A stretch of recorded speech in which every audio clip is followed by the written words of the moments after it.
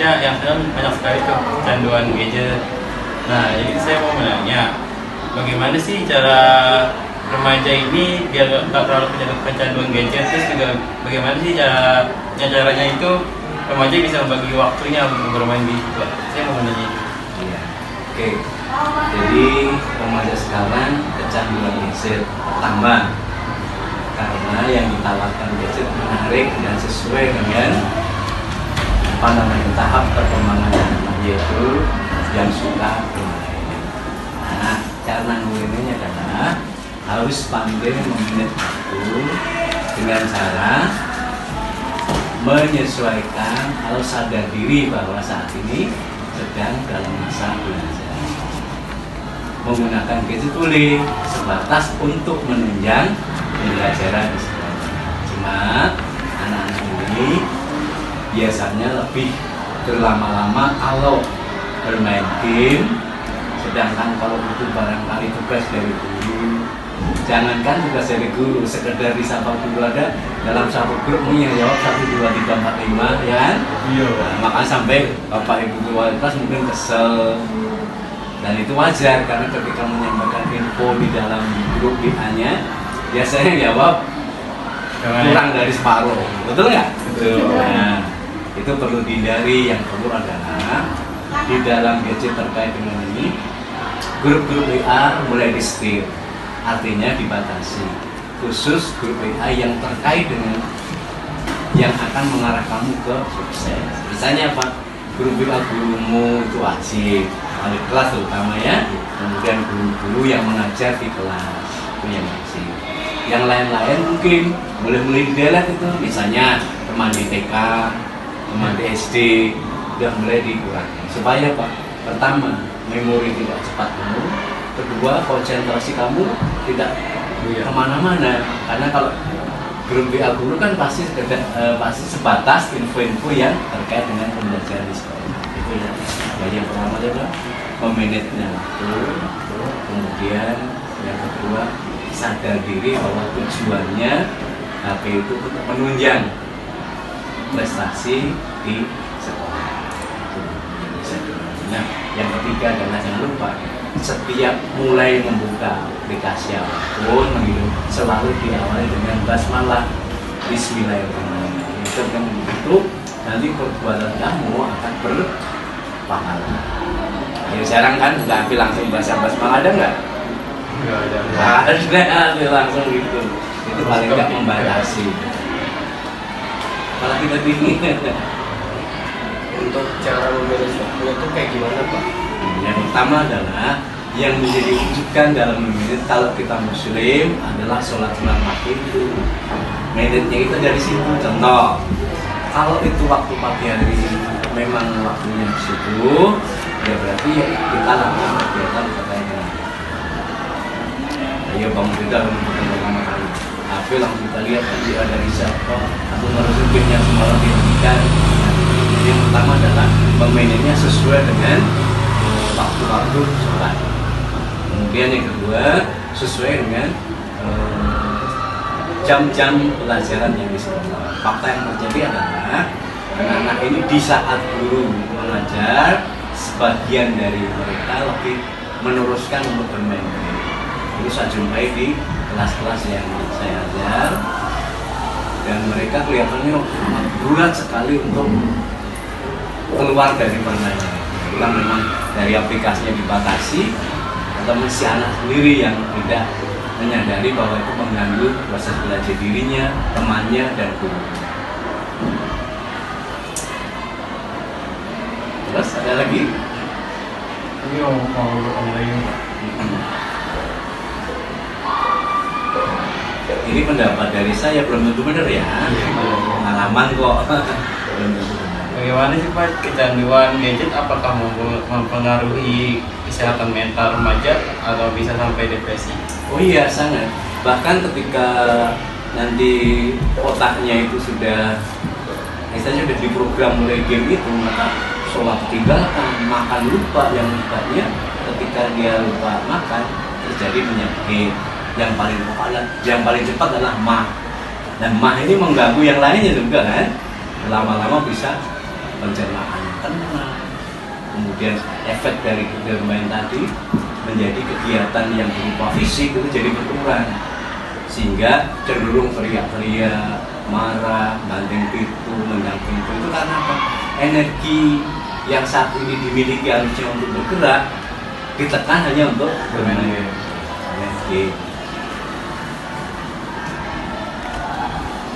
Terus Kira-kira Pak, kegiatan apa saja sih biar anak remaja sekarang tuh nggak kecanduan gadget? Makanya di sekolah-sekolah diadakan yang namanya ekstrakurikuler. Maksudnya adalah untuk mengembangkan bakat si anak, menyalurkan bakat anak, dan mengisi waktu dengan kegiatan fisik. Terus ya kamu ini usia yang paling panjang untuk lari-lari, lompat-lompat, baca dan lain ya dipakai hanya untuk duduk, berbaring, berlama-lama, maka akhirnya terganggu segala aktivitas baiknya menuju kegiatan yang menurut saya kurang bermanfaat karena tulang-tulang fisiknya, perkembangan badan kamu, pertumbuhan badan kamu. Nah, tolong dibedakan. Kalau pertumbuhan berarti terkait dengan fisiknya, kalau perkembangan terkait dengan mentalnya, yang harusnya saatnya bersosialisasi, kamu sosialisasi dengan HP, harusnya dengan teman, banyak diskusi, bermain dengan teman, terhalang karena HP. Lama-lama apa ini program yang ada dalam memori kamu sudah menuju ke arah bermain HP terus. Coba yang suka main HP jujur, suka ninggalin sholat enggak, suka lupa makan enggak, suka namanya dipanggil orang tuanya nyaut enggak, kan asik apalagi kalau pakai handphone. nah udah sampai terlalu makan sholat, pasti yang keluar dari mulut pertama itu apa? Antar aja. Enggak, antar aja, paling wah mau berisik. Padahal tujuan orang tua adalah Menjaga kesehatan. Saya mau nanya lagi Pak, apakah gadget itu mempengaruhi pola tidur remaja saat ini? ya sangat sangat mempengaruhi. Artinya kalau menurut ajaran agama tidur sebaik-baiknya adalah setelah sholat isya. Artinya apa? Jam 8, jam 9 itu harus sudah tidur. Kenapa? Supaya fisiknya bagus, kemudian pada jam waktu subuh sudah bangun. Tetapi dengan asik bermain tadi, bergabung gadget tadi, maka tidurnya menjadi terhalang.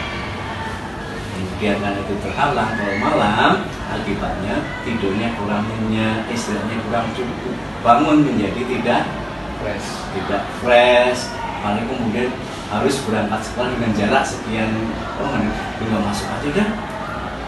Ternyata seperti itu. Kenapa tadi? Karena apa ya? Istirahatnya kurang. Rata-rata istirahatnya 4 sampai 8 jam. Biasanya jam 12 itu masih asik. Saya cek dari anak-anak yang kelas 4 derajat, ketika saya iseng-iseng ini mereka masih pada bermain. Artinya jam 12 itu mereka belum tidur kan. Dan faktanya terjadi sekolah hampir setiap kelas itu 1-2 anak tertidur di ya, itu bahaya untuk kesehatan, ya, bahaya untuk masa depan. Itu ya, padahal tadi sudah saya sampaikan, maka tadi dalam aman tadi kunci sukses itu ya agamanya benar, dijalankan ya, ilmunya dikuasai dan tahu sih. Itu kunci sukses. Yuk, yang lainnya masih. Saya mau nanya, gimana cara mengatur batasan gadget pada anak remaja yang paling efektif? Yang paling itu yang pertama, setelah pulang dari sekolah itu barulah mereka bisa bermain. Ya, kenapa? Karena pagi rata-rata setelah sholat subuh harusnya membaca pelajaran yang akan diajarkan, sehingga ketika terjadi interaksi di dalam kelas itu anak nggak bengong. Kenapa? Sudah tahu ya, nanti pelajaran bahasa Indonesia bab ini paling nggak membaca sekilas, tidak usah lama, 5-10 menit cukup, yang penting dibaca supaya siap ketika proses belajar itu. Nah, kemudian pulang sekolah itu saatnya istirahat sebentar, nah itu bolehlah pegang HP 30 menit, baru kalau ada tugas boleh dikerjakan, istirahat, kena asar tuh kemudian, atau bahkan sudah asar, kemudian waktu-waktu yang paling itu yang digunakan waktu senggangnya. Jadi waktu senggang itu ya masing-masing kita mungkin berbeda, tapi rata-rata sehabis sholat asar sampai maghrib itu kan nggak boleh tidur tuh, sebaiknya jangan tidur karena menyebabkan pikun. Iya. Nah, saat itu lah bisa, tapi ya jangan lama, 31 jam juga sangat. Lalu malam ya setelah belajar kira-kira 1 jam 8 tadi sampai 8.30 boleh lah.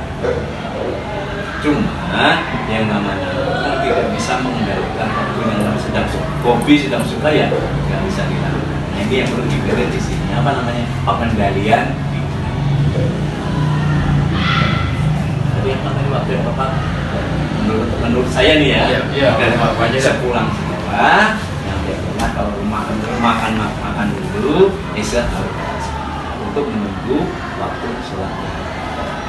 Ini rujukan saya gak malu ya, karena kita muslim. Menurut saya terus nggak ada tawar Bapak mau sampaikan gitu. Memang itu aja pertanyaannya. Ya baik, terima kasih. Mudah-mudahan apa yang menjadi jawaban saya tadi bisa sedikit membantu. Yang lainnya bisa adik-adik anak-anak cari sendiri karena setiap orang punya pendapat Rencana masing-masing. yang berbeda dari sudut pandang. Ya, terima kasih. Oke, makasih ya Pak. Terima kasih.